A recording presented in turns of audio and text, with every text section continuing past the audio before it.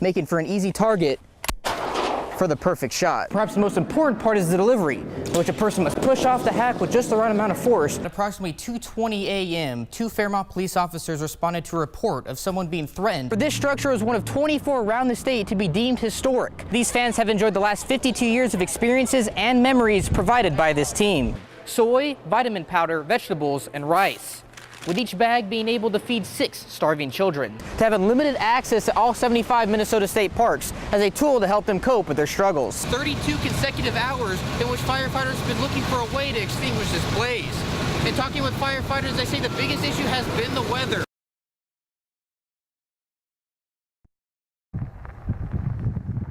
October 17th, 2017.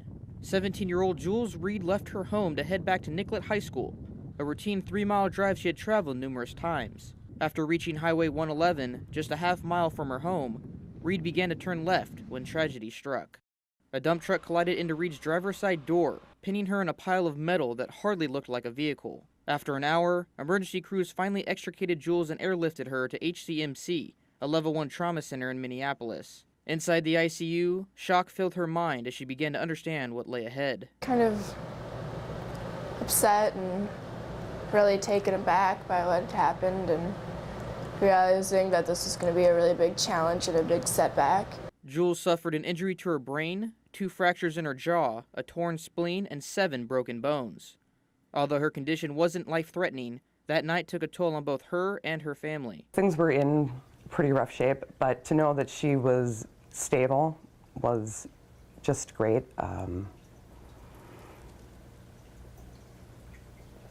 It's probably the longest day of my life. The road to recovery began quickly.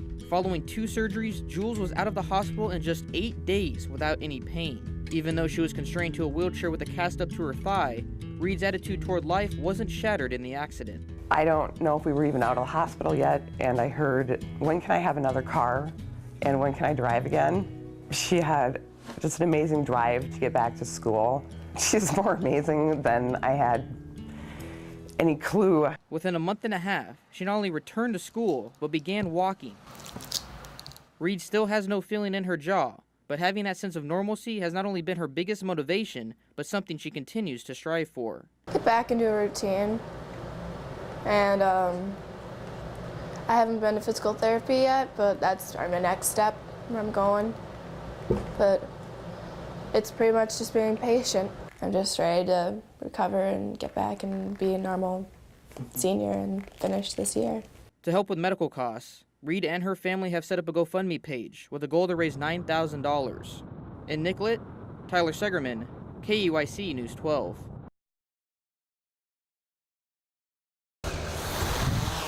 For the finale of the 2018 Minnesota State Fire School and Expo, drones take to the sky. Al Ebengay teaches a couple dozen area firefighters just what a, quote, drone can do in an emergency situation. But beyond how the machine can benefit first responders on scene, the class aims to clarify the perception of the name drone and how it's been used. That it is an aircraft, and the people operating them are pilots, and you're flying a pilot, or you are a pilot and you're flying an aircraft in the National Airspace System. We're trying to get the toy mentality out of there, that it's not a toy. We even try and shy away from the term drone, and we refer to it as an unmanned aerial vehicle or an unmanned aircraft system, just to reinforce that pilot aircraft responsibility. Following the lecture portion of the course, firefighters got an opportunity to see it in action, either witnessing the various maneuvers and functions of the UAV in the sky, or viewing what the camera was capturing on a TV. So far, the Nicollet County Sheriff's Department is the only agency around the area to have an unmanned aerial vehicle, but that's presumed to change. Just in the National Park Service alone, 11 search and rescue operations take place daily with consumer drones. And while no local fire departments have a UAV today, that is expected to change dramatically in the coming years, as this machine has the capability of flying 400 feet in the air to locate missing people outside and heat inside structures. These machines are equipped with a thermal imaging camera, which picks up heat signatures. That mechanism, paired with the ability to add a perspective in the sky, is catching the eyes of fire departments who may look to purchase one in the future. A lot of times we want to make sure we do a 360 around the fire scene, and I think this could be a very valuable tool for that, especially with the thermal imaging camera component, being able to identify where the fire is. An unmanned aircraft system bringing critical information to those now trained on the ground. In North Mankato, Tyler Segerman, KEYC News 12.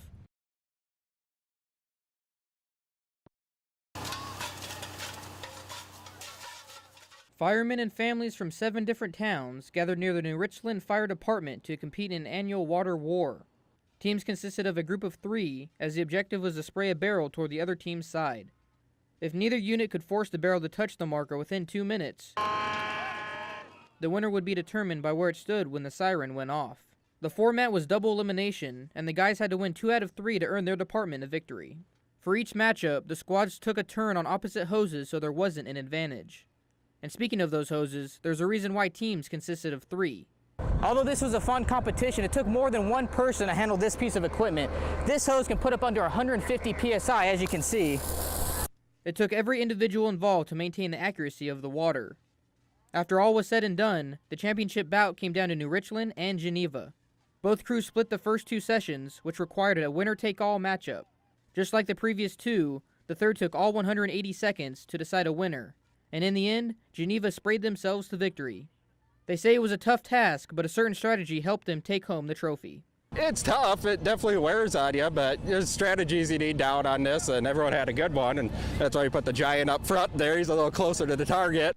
This setup isn't a coincidence. Firemen actually use this to help them practice for real fires. And while it's beneficial while on duty, this tournament provided a different objective. It's nice to get away from the actual, fire scene setting and get these guys together as a group, and give everybody a tough time here and there, and bragging rights, and it really brings everybody together, as far as a brotherhood, it really does. Moan added that the communities provide tremendous support and allow emergency responders to continue to serve them.